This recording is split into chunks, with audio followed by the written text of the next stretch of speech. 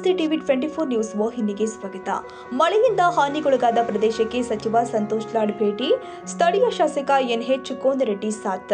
ಹೌದು ವೀಕ್ಷಕರೇ, ಕಳೆದೊಂದು ವಾರದಿಂದ ಬಿಟ್ಟು ಬಿಡದೆ ಸುರಿದ ಮಳೆಯಿಂದಾಗಿ ಹಾನಿಗೊಳಗಾದ ಪ್ರದೇಶವಾದ ನವಲಗುಂದ ವಿಧಾನಸಭಾ ಮತಕ್ಷೇತ್ರದ ಹೆಬಸೂರ ಹಾಗೂ ಕಿರೇಸೂರ ಗ್ರಾಮದ ನಡುವೆ ಬರುವ ಹಳ್ಳವು ಹೆಬಸೂರು ಗ್ರಾಮದ ಜನವಸತಿ ಪ್ರದೇಶ ಮತ್ತು ಕನ್ನಡ ಪ್ರಾಥಮಿಕ ಶಾಲೆಯಲ್ಲಿ ಅಪಾರ ಪ್ರಮಾಣದ ಹಳ್ಳದ ನೀರು ಹೋಗಿ ಶಾಲೆಯ ಮೈದಾನವು ನೀರಿನಿಂದ ಜಲಾವೃತಗೊಂಡಿತ್ತು ಮತ್ತು ಅಷ್ಟೇ ಪ್ರಮಾಣದಲ್ಲಿ ಜನವಸತಿ ಪ್ರದೇಶದಲ್ಲಿಯೂ ಕೂಡ 3 ರಿಂದ 4 ಅಡಿಯಷ್ಟು ನೀರು ಮನೆಗಳಿಗೆ ನುಗ್ಗಿ ಜನಜೀವನ ಅಸ್ತವ್ಯಸ್ತಗೊಂಡಿತು.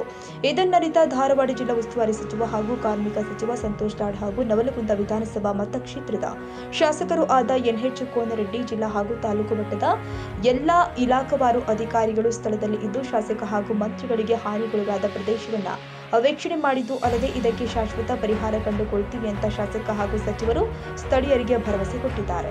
ಪರಮೇಶ್ವರ್ ತೆರ್ಲಾಪುರ್, ಟಿವಿ 24 ಕನ್ನಡ, ನವಲಗುಂದ. ಕನ್ನಡಿಗರ ಮೆಚ್ಚಿನ ನಿಮ್ಮ ಟಿವಿ 24 ಕನ್ನಡ ನ್ಯೂಸ್ ವಾಹಿನಿ ಇದೀಗ ಟಿವಿಯಲ್ಲಿ ಲಭ್ಯ. ಕರ್ನಾಟಕ ಮತ್ತು ದೇಶ ವಿದೇಶದ 360 ಡಿಗ್ರಿ ಸುದ್ದಿ ಹಾಗೂ ಉತ್ತರ ಕರ್ನಾಟಕ, ಬೆಳಗಾವಿ, ಬಾಗಲಕೋಟೆ, ಧಾರವಾಡ, ಹಾವೇರಿ, ಗದಗ, ಬಿಜಾಪುರ ಜಿಲ್ಲೆಯ ಕ್ಷಣ ಕ್ಷಣದ ವಿವರವನ್ನ ಪಡೆಯುವುದಕ್ಕೆ ಟಿವಿ 24 ಕನ್ನಡ ನ್ಯೂಸ್ ವಾಹಿನಿಯನ್ನ ಲೈಕ್ ಮಾಡಿ, ವಿಡಿಯೋಗಳನ್ನ ಶೇರ್ ಮಾಡಿ, ಕಮೆಂಟ್ ಮಾಡುವ ಮೂಲಕ ನಮ್ಮ ವಾಹಿನಿಗೆ ಸಹಕಾರ ನೀಡಿ ಮತ್ತು ಚಾನೆಲ್ ಅನ್ನ ಸಬ್ಸ್ಕ್ರೈಬ್ ಮಾಡಿ. Thank you.